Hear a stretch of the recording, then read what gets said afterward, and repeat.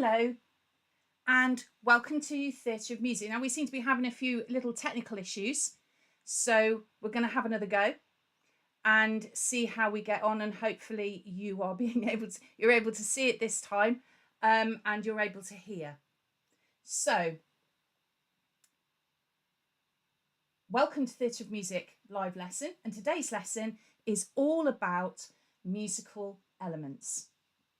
So my name's Catherine and I'm Theatre of Music, and this half term we're looking at all the things that come together to make a piece of music. And in the past 2 weeks we've looked at melody and we've looked at rhythm, and today we're focusing on some of the other elements that come together to make a piece of music.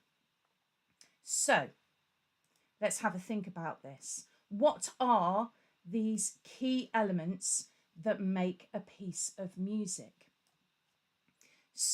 The key elements that we're thinking about that create it, that come together to create this piece of music, that's what the elements actually are. And they determine how fast a piece of music might go, how slow, how loud it is, how quiet it is. But there's lots of other things too, and there's probably more going on in a piece of music than you imagine. It's not just a collection of notes and rhythms. There's a lot more to it.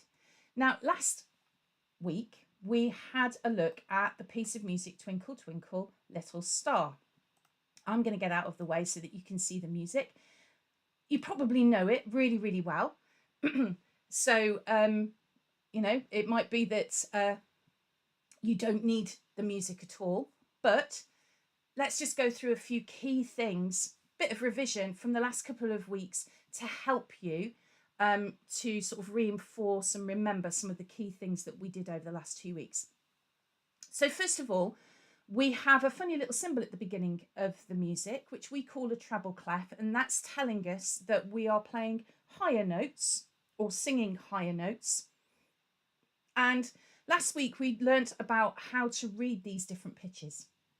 So we had used our hands as the 5 lines of the stave, and we'd got E, G, B, D, F, which were our fingers, which were the 5 lines, and we'd used different mnemonics to help us. Every green bogey deserves flicking, every good ballerina deserves flowers. It's all different ones you could make up. And then face in the space, F-A-C-E. And we also looked at middle C, which is the very first note of Twinkle, Twinkle, Little Star, which is on its own special little line. We'd also, week before that, looked at the rhythms. So we're using crotchets and minims. The crotchets are coloured in and they've got stems, and the minims, very similar looking to the crotchets, but they aren't coloured in. So let's just sort of, a bit of a warm up. Let's have a little bit of a sing through Twinkle, Twinkle, Little Star together. I'm a bit croaky this morning, but we'll see how we do. And I'll play it as well so that you've got the melody line there. There's our first note. And let's go after 4. 1, 2, 3, 4. Twinkle, twinkle, little star, how I wonder what you are. Up above the world so high, like a diamond in the sky. Twinkle, twinkle, little star, how I wonder what you are. Okay, so simple little tune, but we're going to use this piece of music a lot this morning to help us to understand how all these different elements work. So we've got pitch and we've got rhythm. We've already looked at those. We've looked at pitch because we determined last week what the different pitches were, how to read them, and so on. Let's just see if I can get, there we go.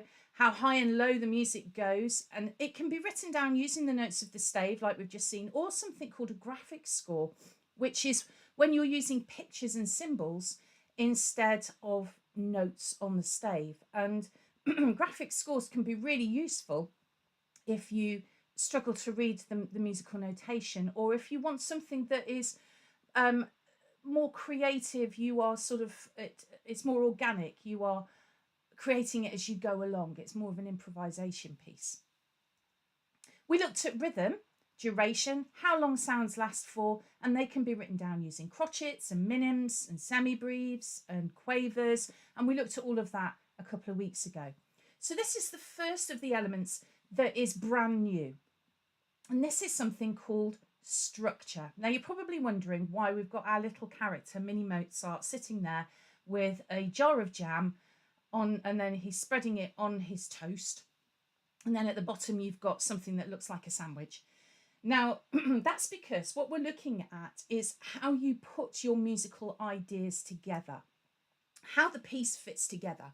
We have special names for this called binary form and ternary form and rondo form. Now at this moment you don't need to know all about that. We're actually going to do a lesson just on structure next week. But basically what it means is, let's use Twinkle Twinkle Little Star as our example. You've got the first section of Twinkle Twinkle Little Star.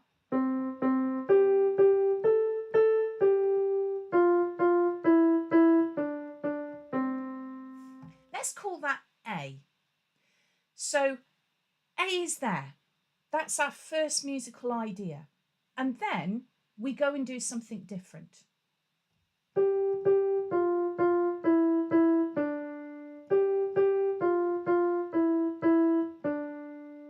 So that's our B section. That's so we've got an A section and we've got a B section, and we've put them together. Now, if we stopped there and we didn't do anything else, that's like our jam on toast. That's our binary form. You've got your bread, which is A, and you've got your jam, which is B, and we stop. But we know that in Twinkle Twinkle Little Star, that's not what happens. We go back to A.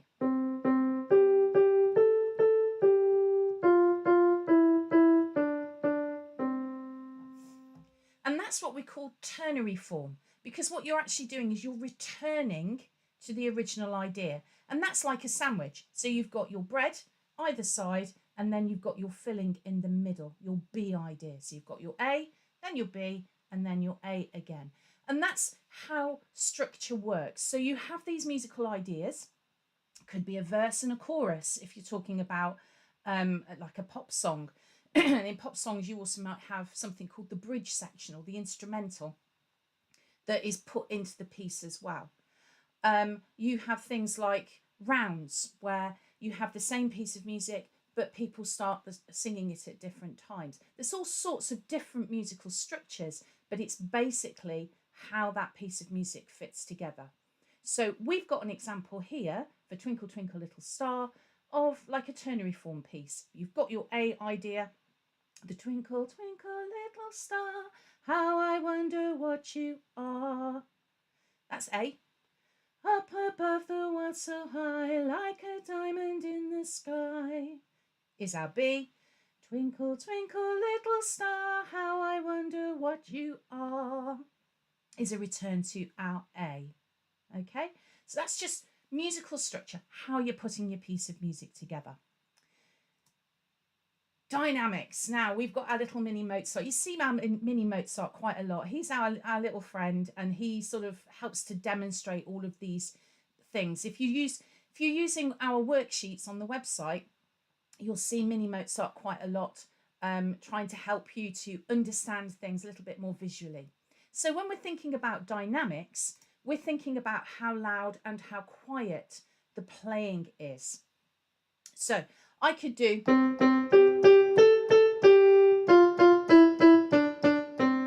That's quite loud.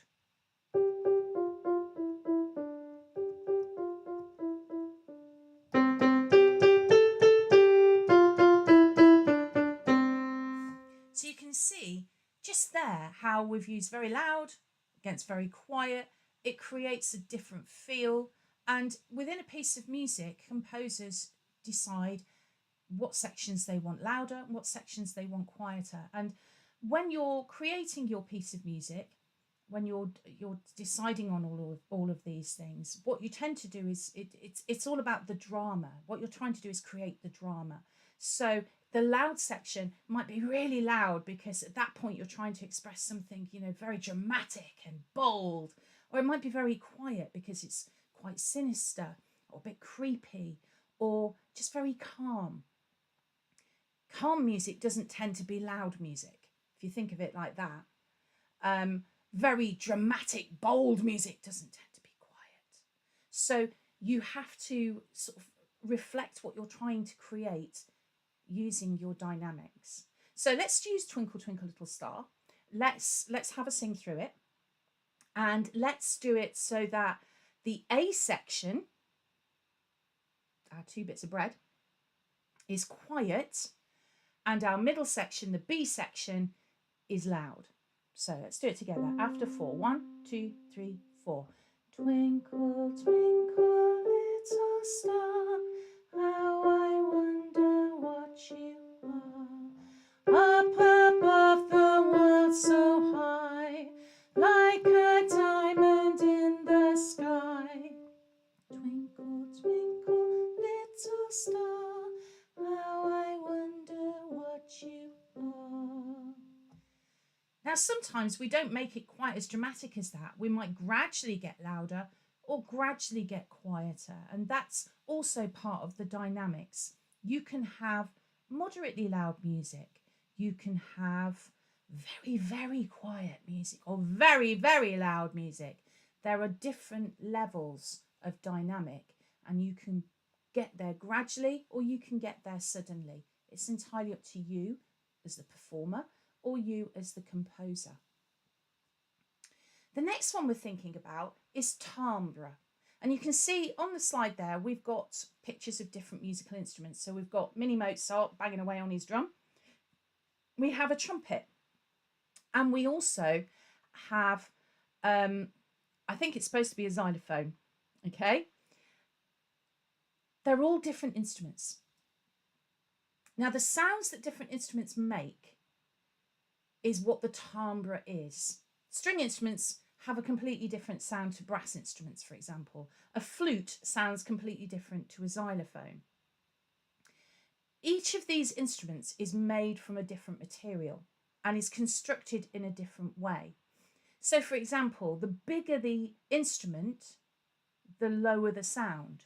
So if you have a tuba, which is a brass instrument and it's really big, that's going to have a very low sound compared to the trumpet, which is a smaller brass instrument. That's going to have a higher sound, but it's also going to sound quite different because of the way that it's made.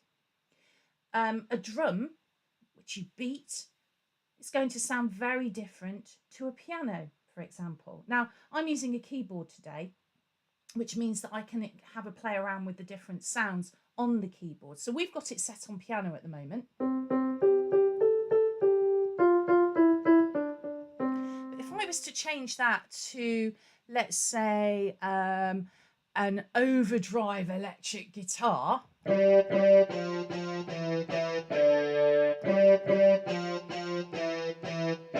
that's very different, very, very different.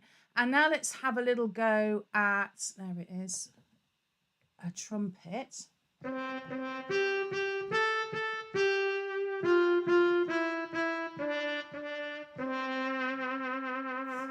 They all sound very different from each other. Let's put it back onto piano, hopefully. Yes, there we go. So it's back on piano. Different instruments are played in different ways as well. So obviously with the drum, you are hitting the instrument. With a trumpet, you are blowing down it. You're pursing your lips and basically blowing raspberries. If you're playing something like a clarinet, you're placing your mouth like that around a mouthpiece and blowing down it. If you are playing a flute, you're blowing across it. It's like a pipe and it's got a little hole and it's a bit like blowing over the top of a bottle. If you're using a xylophone, then you've got beaters and it's set out like a piano keyboard, but you're hitting it with those beaters. And they're all different families of instruments: string instruments, brass instruments, percussion instruments, and woodwind instruments. And they all sound very different from each other. So that's basically what the timbre is. And if you have a keyboard at home or access to a keyboard of any description, then you could explore playing Twinkle Twinkle Little Star, but using different sounds to see which sound you think is the best for it. I think a glockenspiel would sound quite nice. It's a percussion instrument. It looks a bit like a xylophone, but the bars are metal, not wood. And that would sound pretty good.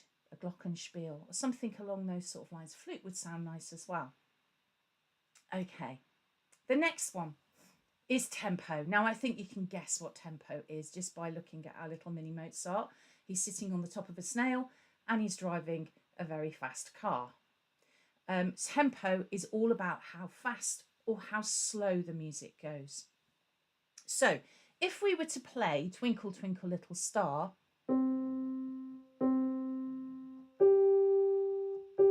very slowly,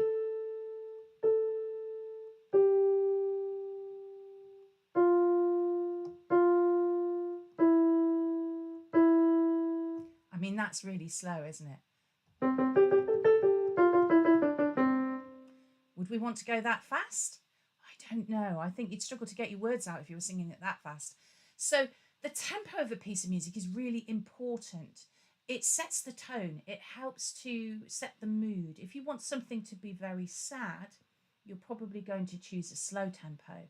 If you want something to be very exciting, so if a scene from a film where there's lots of action going on and they're racing around, you're probably going to want the music to be quite fast to reflect that. So the tempo is really important and makes a huge difference to how the piece of music feels. It's why it's one of the key elements. Okay, I love this. Our mini Mozart with very spiky hair and then a bit of a disaster on the right, I think, where it's just all gone. We're looking at something called articulation. That's a big word, articulation. If you think about when you talk, you articulate. It's how you pronounce your words. In music, we're thinking about how smooth or how spiky the music is. And we've got special words for that. We use the word legato for smooth and staccato for spiky. And so what we're looking at is how smooth or spiky we want parts of our performance to be, parts of our piece to be. And very often what composers do is they will write, it's like a line that goes over the top of the music in one like arc like that, which indicates that it's to be played legato, to be played smoothly.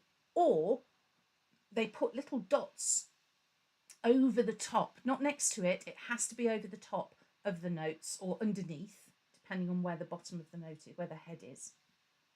So a dot over the top or underneath the note to indicate that it's staccato, to be played spiky. Because how else, you can't write spiky next to everything, or legato or staccato. It doesn't work. So we use symbols, legato, and then these dots over the top or underneath the notes to indicate staccato. So if we use our Twinkle Twinkle Little Star as an example, let's do the A section, our bread, the A section as legato, as nice and smooth. And then let's have a go at our middle section, our B section, as staccato, as spiky. So let's see if we can do this. We'll try singing it, but I'll play it as well to help. So 1, 2, 3, 4. Twinkle, twinkle, little star, how I wonder what you are. Up above the world so high, like a diamond in the sky. Twinkle, twinkle, little star, how I wonder what you are. Okay, so singing staccato is quite tricky. Up above the world so high. You have to really clip those notes. So articulation, smooth or spiky, legato, and staccato. Those words are Italian. We use a lot of Italian words in music. Lots of Italian words. Next one we have is texture. It's how thick or thin the music is. So basically we're looking at how many parts are playing at the same time. So at the moment, for our Twinkle Twinkle, we've only got one part playing. So it's a very thin texture. It's only that one line of music. But if we were to put in an accompaniment,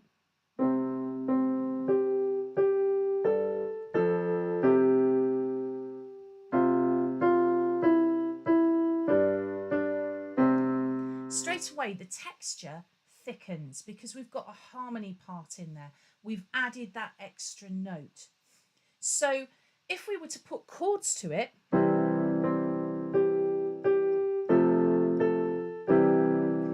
you can hear that that thickens that texture up even more.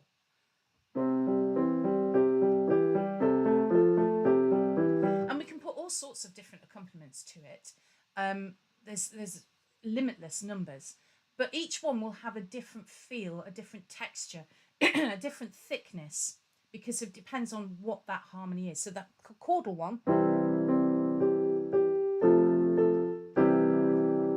has the sort of thickest texture. Okay, there's lots of words that we can use for the texture: monophonic, polyphonic, homophonic. There's loads, right? But at the moment, all you need to worry about is it's thick or it's thin, and it's just to do with those numbers of parts. So we've looked at all of those different components, those different elements of music. And if you wanted to have a recap of those, if you go to the website and you click on the live lessons and resources page, you'll find that there is a worksheet. There's always a worksheet to go with these live lessons that is basically telling you everything that is on the slides, going through each thing, explaining it, and then giving you the activities to do as well. So the music for Twinkle Twinkle Little Star is on there, the information about the different elements, the pitch, the rhythm, the structure, tempo, dynamics, articulation, timbre, all of those are there with their definitions next to them. And then also whatever activities that we might sort of put in there and add in as well. So we've got a little composing activity here. Now this is something that you could all have a go at. There's nothing to stop anybody having a go at this. Okay. We've got a 4-bar rhythm. So that's one of our elements, a 4-bar rhythm. And there are 4 beats in each bar. We know that because of the time signature at the beginning. It's the 4/4, 4 beats, 4 crotchet beats in a bar. And the rhythm is just using crotchets, minims, and quavers. Now, you can clap this at whatever speed you like. You can play it at whatever speed you like, because ultimately, when it comes down to it, it's your composition, it's your piece of music. You will be able to choose your own tempo. But let's have a little clap through the rhythm together before we start. So there's 4 beats in a bar. I'll count you in. 1, 2, 3, 4. 1.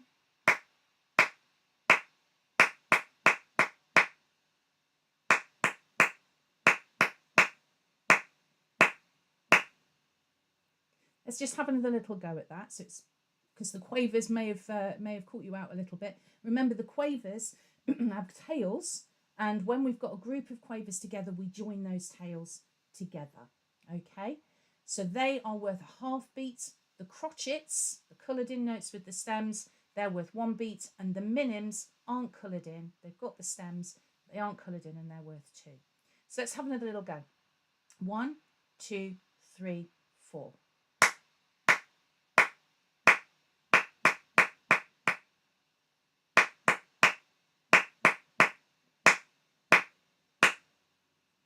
Okay, now you can see that I've put underneath there, using the rhythm, create a melody using the notes D, E, G, A, and B. Now at this point, some of you might not have a musical instrument handy that you can use to create this. You can get, if you haven't got a keyboard at home or access to an instrument, you can download virtual keyboards for free. They're free apps, and you can download one to your device, and you could use it. It gives you about an octave and a half, maybe 2 octaves. So from C to C, you'll at least have that much to be able to try and create your own little melody. So these virtual keyboards are there for you to be able to use, okay, and they are free. So I've got D, E, G, A, B. Those are my notes. Now I'm just going to make up, and it really is make up. I've not done this before. I've not tried to create a melody. I'm going to make up a little tune using that rhythm, okay?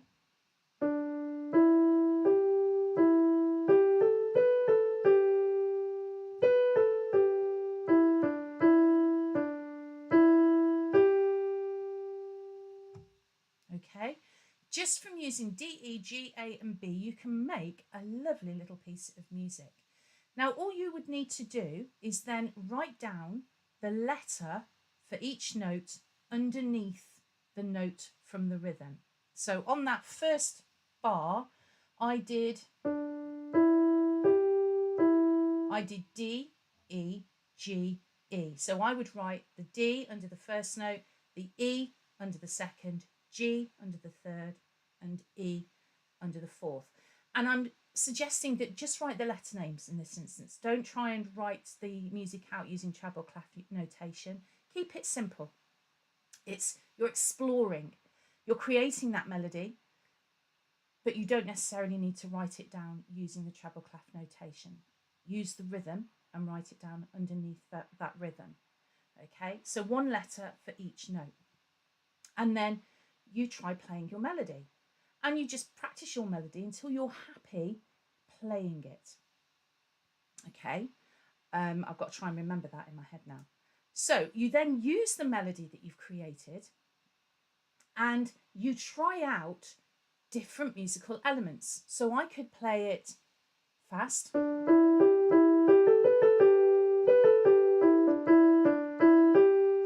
Or I could do it slowly. I could do it loud or quiet. Staccato. Legato. You could try exploring the different sounds if you're using your keyboard. You could maybe add a G in the left hand as you play.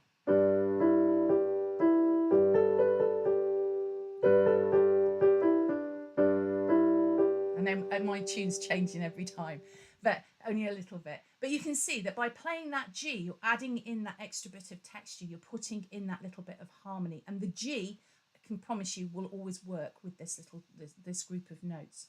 And then you write down your ideas so you can have a go at performing your piece how you want it to sound. So there's that little rhythm. And again, it's all on the worksheet that is on the website under the live lessons. All of this information is there and some lines for you to be able to write your ideas down on. Use that rhythm, create your own melody, and then have a go at creating a whole piece of music. Now, the thing is, what you could also do if you wanted to use structure is have one idea, make up one little tune using those notes and that rhythm, and then come up with another tune, maybe change the rhythm slightly, and that would be your section B, and then go back to your first idea, which would be your section A again, if you wanted to do that. So there's a whole load of things that you can do with this piece, with this activity, that aren't just limited to write a piece of music, here's a rhythm, write a melody. You can expand upon this quite a lot. Okay? So I'm having great fun creating these live lessons for you all, and I'm creating all the resources on the website and everything too, and I want to be able to add more and more and more as I create them. But all of that's only going to be possible if I can have a little bit of help from you. And I know this is sort of like the pleading section, but I really mean it. For £5 a month, you would be basically paying my wages to help me to be able to create more of these live lessons, more activities, more worksheets, more resources, more listening stuff. It would help hugely. And for that, as a thank you for your support, you would get a magazine from me every quarter with some fun facts and quizzes and activities in it. I want to be able to create more and more for you and be able to provide these free lessons. And, you know, I know I'm sort of saying, please pay me, but they are free lessons and they're free resources. But that's only going to be possible if I can have some help. So if you would like to subscribe, you can either follow the QR code that's on the screen, or you can go to www.coffee.com theatreofmusic/tears, and that will take you through to the subscription. I'd also say, please also follow us on Theatre of Music Facebook page, because every day in the week we have a daily weekday post celebrating famous musicians and composers and their birthdays. And there's always a music trivia quiz every day as well for you to have a go at and answer. I know that there's some people that have already answered today's and they've got it right. But please go to the Facebook page, because it would also be nice to get a little bit of feedback. So you can leave comments under the live lesson link that's been listed for, say, today's lesson. The other thing is that once we can get to 100 followers on Facebook, I can start delivering these live lessons on Facebook as well as on YouTube. And I'd like to be able to do that and be able to offer it to people on Facebook as well. So I look forward to being with you all again next week. Next week, we're looking at superstructures. So we're looking at all of those different types of structures. We've sort of talked a little bit about structure today, but we'll look at it a little bit more in depth. And we're going to have a go at performing some different musical structures and finding out about them as well. So otherwise, that's all from me for today. I hope you have a lovely rest of your day, and I will see you next week. Bye for now.